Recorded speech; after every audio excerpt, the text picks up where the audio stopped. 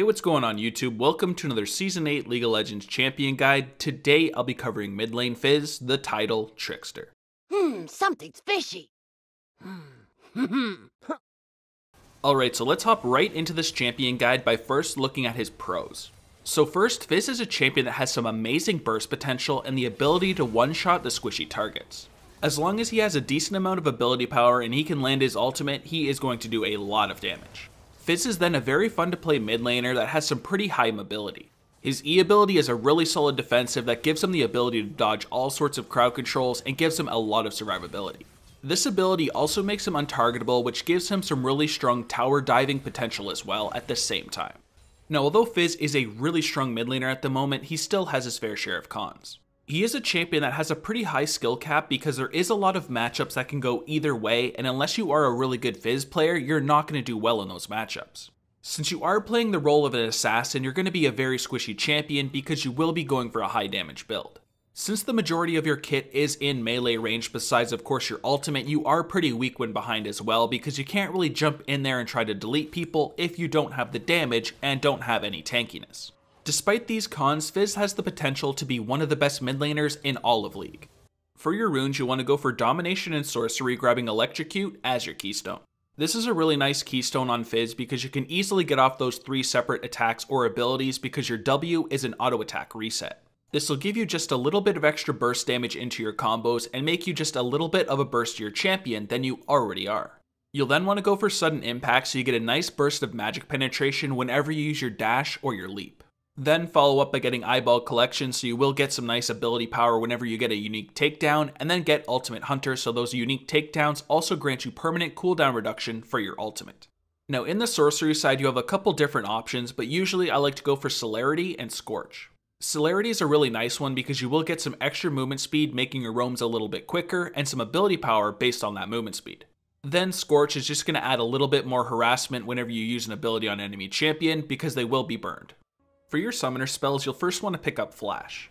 Even though Fizz already has a really solid escape ability in his E, this gives you even more survivability and it's a great way to escape a bad situation if you do get caught in a bad position and you don't have either your Q or your E available to run away.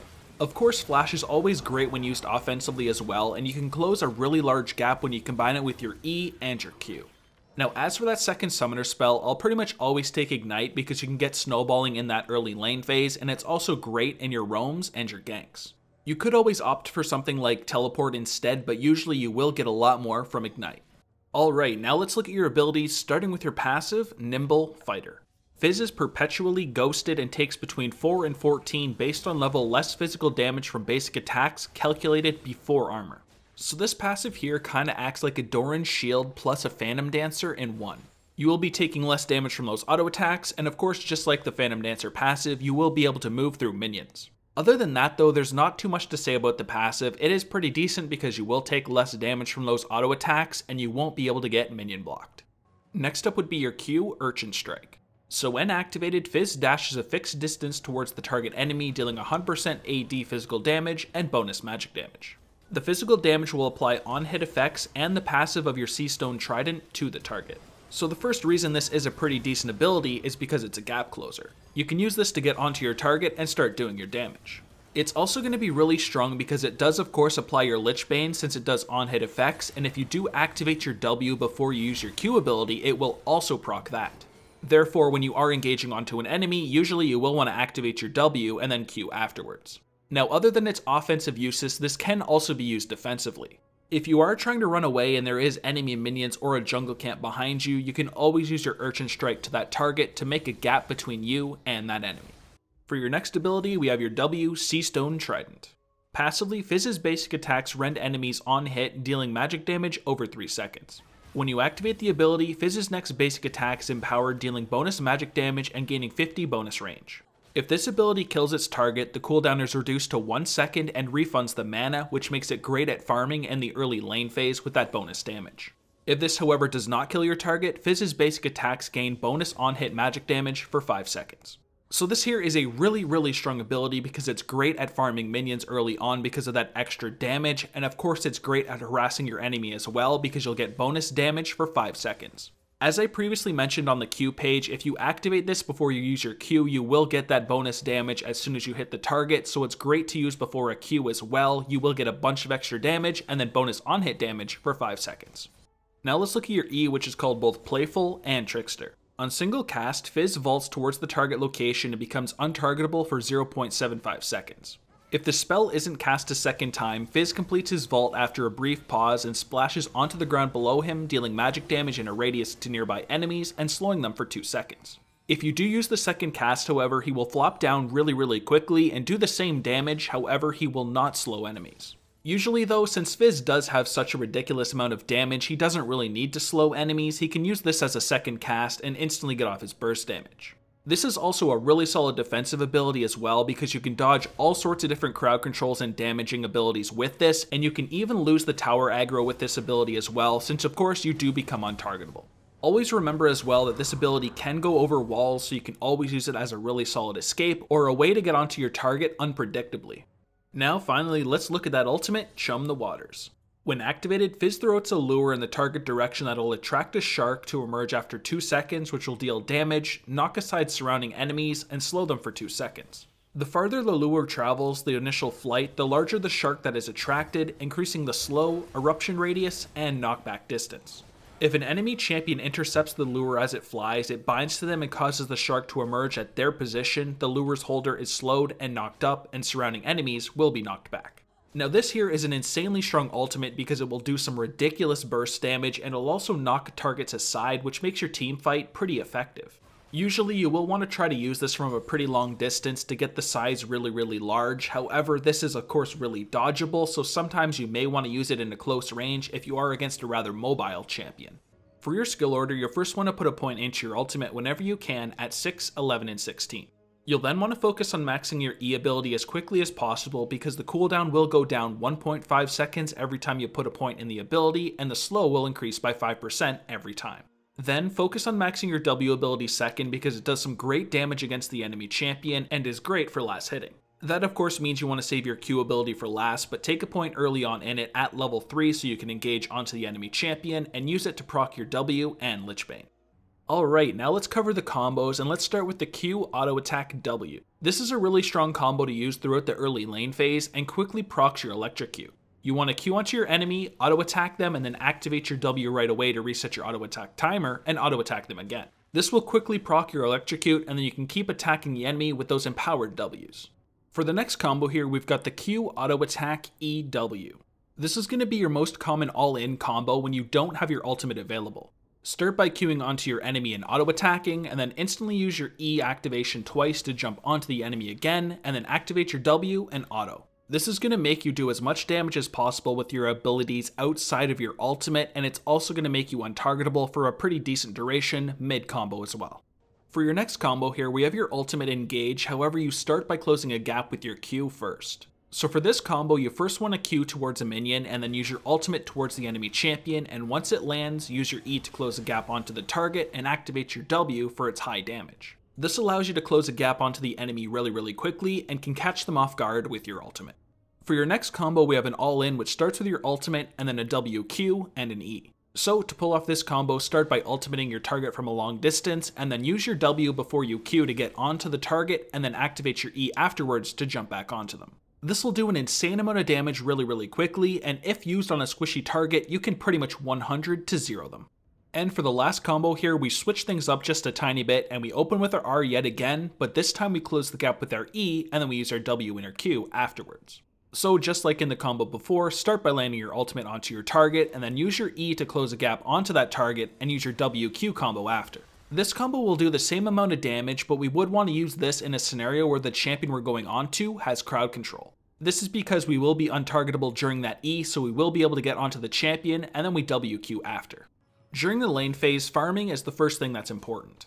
You want to focus on getting as many last hits as possible with your auto attacks, and you can always use your Sea Stone Trident to pump up this damage as well, because the cooldown will be reduced to 1 second every time you get a last hit with it. If you are against a ranged champion, you may have to play very passively early on in the lane phase because they will be able to bully you and you may have to give up some CS. The other part that's important during the lane phase is trading. This is a lot easier to do against melee matchups because you can just auto attack and use your Sea-Stowed Trident to reset your auto attack timer and get some really nice burst onto that target. Against ranged champions, you'll instead want to open up with your Urchin Strike or your Playful Trickster to close a gap onto the target and follow up with the rest of your abilities. Teamfighting on Fizz is mostly about finding a flank on the enemy team and landing a Chum the Waters on a squishy target in the backline. You'll want to wait for the fight to break out before you engage and wait for the majority of crowd controls to be on cooldown. If you do engage into a fight and you eat a hard crowd control, you can die incredibly quickly because Fizz is very squishy. Now once you land that Chum the Waters, you'll want to engage onto the enemy with either your Playful and your Trickster or your Urchin Strike. I would recommend to use your Urchin Strike as your gap closer whenever possible, but if you do need to, use Playful and Trickster to dodge crowd controls. Now let's look at some of your hard matchups, and first up is Ahri. Ahri will be hard for you because she is very mobile post level 6, and landing your Shark on her will be pretty hard for you. If you do end up missing it, she can use the rest of her R charges to get on top of you and probably delete you. Therefore, be very careful against Ahri. Make sure you use your E ability to dodge your charm because if that lands, you're pretty much just dead. Next up we have Diana. She's a champion just like you that has basic attacks that are melee range and a lot of burst damage. She is a champion that is stronger than you in melee range, but if you do land your ultimate on her, you will have a lot of kill potential, so only fight her when you do have your ultimate. Otherwise, if you are in melee range against a Diana, be very careful. For your next hard matchup here, I've got Malzahar. This is a champion that has some really strong point and click crowd control and can easily delete you even if you jump on him. Malzahar's passive spell shield is also pretty annoying for you to deal with because usually you would want to engage with your ultimate first, but against a Malzahar, you can't really do that.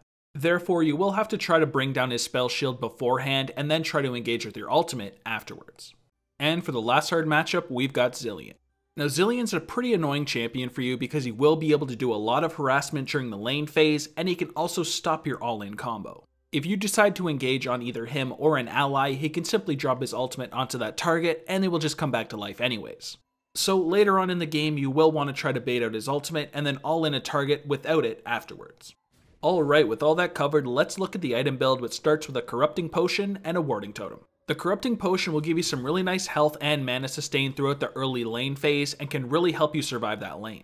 You could of course go for a Doran's Ring and 2 health potions start as well, but usually I find I get a lot more from the Corrupting Potion. For your core items, we have the Hextech Protobelt, Lichbane, and Azonia's Hourglass. This is going to make you a very bursty champion because you'll have a lot of ability power and you'll also have that Hextech Protobelt activation and the Lichbane for some increased damage on your next attack. Your Q ability automatically applies on-hit effects, so it works great with the Lichbane. You'll have all sorts of damage with these core items, and you will also have that defensive from the Zonia's Hourglass as well to use as an activation when you are in the middle of a team. You will also have 30% cooldown reduction from just these core items, which will allow you to use your abilities a lot more often. Now in between these core items, of course you will want to pick up your boots. Now you mainly have 2 options. You have the Sorc Shoes if you're looking for some magic penetration, or Ionian Boots if you want some cooldown reduction. Both are very viable. Of course, Sorc Shoes will give you a little bit more damage, and Ionian Boots will allow you to cooldown reduction cap without having to get some from your last 2 items. Now for your item pool, you first have the Magi's. If you're doing really well in the early and the mid game, you may want to consider picking one up because it does have stacking ability power and can make you snowball like crazy. The downside, however, is if you die, you lose half the stack, so it is a very risky buy and not one I take too much myself, but if I am doing very well, I will pick one up. Next, you have the Rabadon's Death Cap. Since Fizz is a high damage AP assassin, you may want to consider picking up that Rabadon's because it will give you as much AP as possible on one item and allow you to delete those squishies. Now in the later stages of the game when people do have magic resist, you may want to pick up a Void Staff. This is a really solid item because it has as much magic penetration as possible on one item and can allow you to get through a lot of MR. If the enemy team then has some champions that self-heal, you may want a Morellonomicon. Then finally, if you wanted another defensive, you could always pick up a Banshee's Veil. It is a pretty decent item because you will have a spell shield, which will of course block a spell when you are trying to engage into the enemy. For your example full build though, you have the Hextech Protobelt, then you want to choose your boots and get a Lichbane, Zonia's Hourglass, Rabadon's Death Cap, and a Void Staff. This is a really strong full build because you will have an absolute ton of ability power and some really nice burst damage added from the Protobelt and the Lichbane. Of course, then you also have the activation from the Zonias as a really solid defensive. And that's everything for Fizz. If you guys enjoyed the video, please like and subscribe and visit my video description below.